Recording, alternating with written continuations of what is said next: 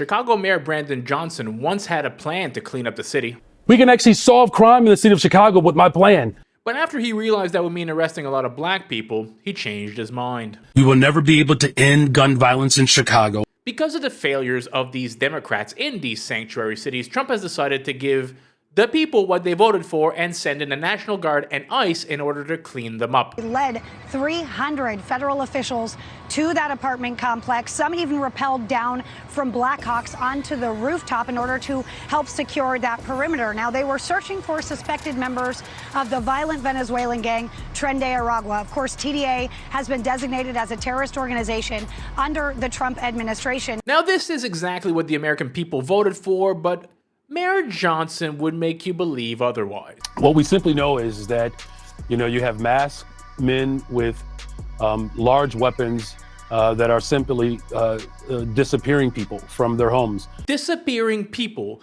By that he means illegal murderers and rapists. He said of New York City, ICE telling Fox that the suspect arrested for intentionally hitting and killing a 16-year-old girl with his car.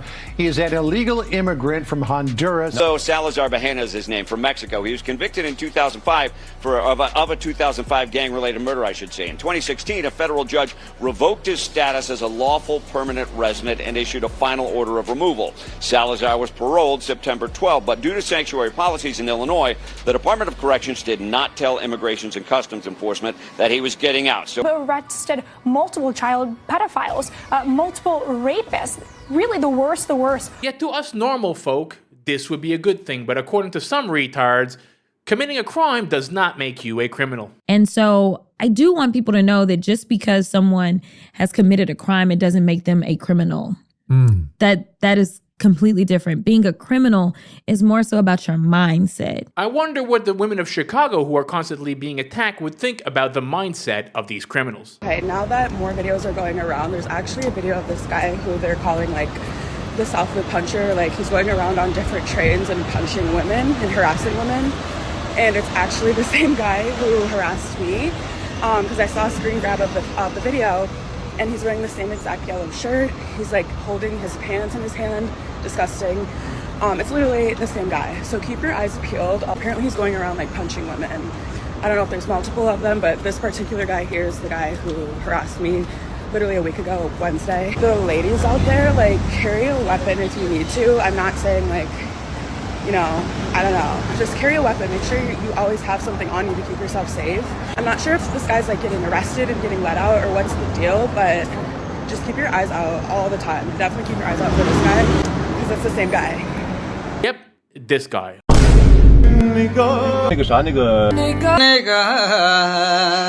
Multiple catch and releases. The same guy who is beating up women and harassing people on the subway is also defecating on it. You got this bitch nasty as hell. Y'all might want to go to the National. He's just sitting in this bitch. It's nasty, motherfucker. You got this bitch stinking, oh God. Here's something that people should know about Chicago. Since 9/11, the total death of our military personnel, including the war on terror in Afghanistan and Iraq, has been about 7,000 people. Since that time, the total deaths of homicide has been over 13,000 in Chicago. And if you don't believe me, you can ask Grok. And it's only getting worse. Each clip is chilling. In a 2.5-minute montage, Chicago police pieced together clip after clip showing a group of men armed with rifles, handguns, and even a long knife. Repeatedly, they leap out of a dark sedan, force belongings from an unsuspecting victim, and speed off. Chicago police say this group pulled off at least 14 strong-armed robberies in the span of a violent Saturday morning. According to Mayor Johnson, jails don't work.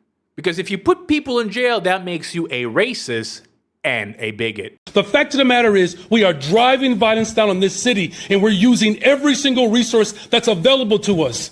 Jails and incarceration and law enforcement is a sickness that has not led to safe communities. It's a funny thing when we look at charts. that once you stop putting people in jail for violent crimes, the crimes go up. Surveillance video from the scene shows two people standing at a bus stop near 95th and Halsted. You see the 76-year-old victim hit the suspect, but there's no audio and it's unclear what led up to that point. The man then punches the victim and shoves him to the ground. We paused the video here because it's too disturbing, but the suspect goes on to beat and kick the victim multiple times before eventually walking away. Battery just occurred 9500 South Hosseinzadeh at the McDonald's. 4 battery victims that was attacked, not moving. Chicago police responded to the area around 9:15 last night. The 76-year-old man was taken to the hospital and later died. I'm so sick of people saying that there is not a crime problem in Chicago. And I don't really think that people, like your average person, really realizes how insane it is. It's not just the gangs. It's not just, people robbing stores. People like you and me are being affected, and it's really something that needs to be addressed. My best friend was walking to work last week, 8 in the morning, trying to get to her job, and got punched in the face from a random person. This person fled the scene, and nothing happened. She filed a police report. They were able to find footage of the woman. They were able to identify the woman and who she is. They know where she lives, and they did not issue an arrest. Why is there not an arrest issued, you would ask? Because Brandon Johnson doesn't want there to look like there's crime in Chicago, so that Trump doesn't send in the National Guard. We need major help in this city. Even the black community in Chicago is not going to take the gaslighting by CNN. My first reaction was that this is a good thing. I think that the governor as well as the mayor should be on board with it just so we can get a bit more of security in Chicago the way that we need. The crime has dropped since 2024. Do you feel like the city feels safer? No, not at all. No, especially with the police being defunded. I don't give a fuck what J.B. Pritzker talking about. I don't give a fuck what Brandon Johnson talking about. Come get these niggas that's doing this. Come get all these niggas that's doing this. Come get all these niggas and illegal immigrants that's doing shit like this. See all this trash on the fucking ground? Come get the motherfuckers that's doing this shit. Look at this shit. Come get these niggas, man. Come get all these niggas. Fucking Don Julio bottles. You know it's niggas when it's Don Julio. Ain't nothing but black people. Now, I know black people ain't gonna like this shit. I don't give a fuck, because I speak the truth.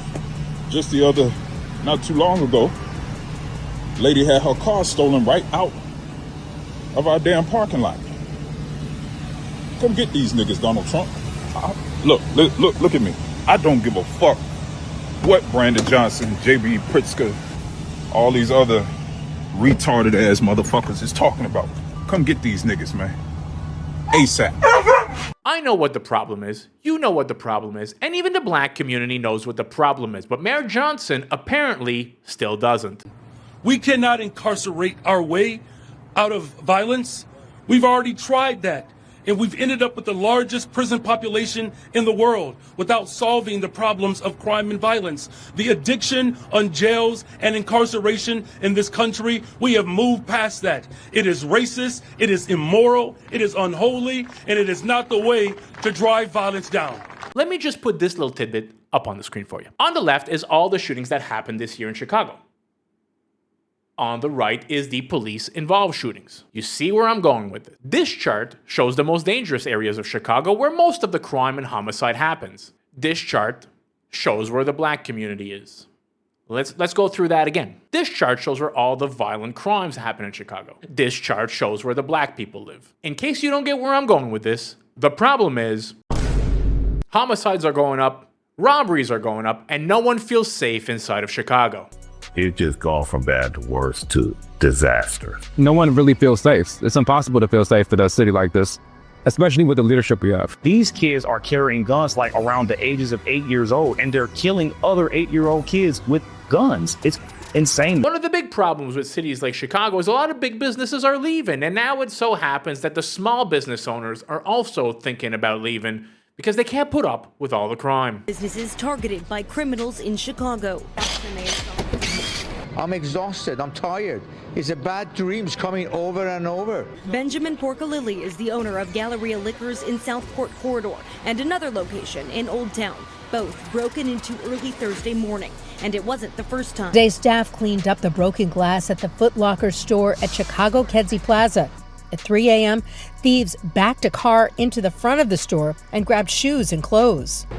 This is him. In 4 weeks, 4 break-ins at Mott Street Restaurant at 1401 North Ashland. Chicago police issued a community alert for at least 13 burglaries at near West bars, restaurants, and taverns, happening in the early morning hours with a brick or rock used to gain entry. With a push and a shove, and this ATM is theirs.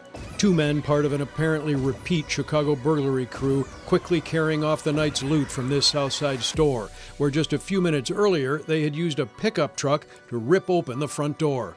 If this was a bank instead of a gas station, they would be breaking federal bank robbery laws. But these ATMs in ma and pa stores, mini-marts, shopping malls, and office buildings are privately owned and don't fall under federal regulations against bank robbery that carry up to a 20-year sentence. If you're tired of all the engineers and doctors, whether they be illegal or native, please remember to smash that thumbs up. It really helps these videos go out to more people. And if it's not your first time here and you're not yet subscribed, hopefully this could be the video in which I can earn your subscription. I'll catch you in the next one. Peace out, everybody. Just because someone has committed a crime, it doesn't make them a criminal.